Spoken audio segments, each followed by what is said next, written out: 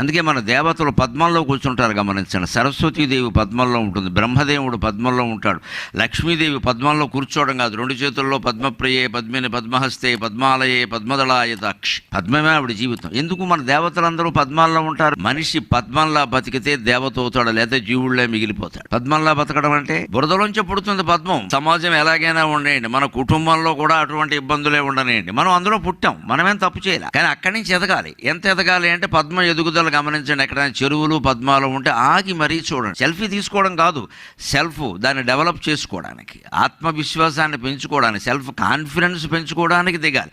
Selfie తీసుకోవడం, పద్మంతో నేను photo దిగానని అందులో పెట్టడం, వావ్ అని ఒకడన్నాం, బ్రేవ్ అని ఒకడన్నాం, ఏంటి అధవసంత. వాడెవడో బొట్టన వేలు పేకెత్తి, వీడెవడో చిటికిన వేలు పేకెత్తి, వేళమే ఆధారపడి మన జీవితాలు నిలబడతాయా? నాకు ఇన్ని లైకులు వచ్చాయి, దేనికి నీకు అవన్నీ? నేను ఎవడో లైక్ చేయాలని నువ్వు కోరుకుంటున్నావు అంటే నిన్ను నువ్వు లైక్ చేయట్లేదు అనమాట. అది కఠినమైన సిద్ధాంతం.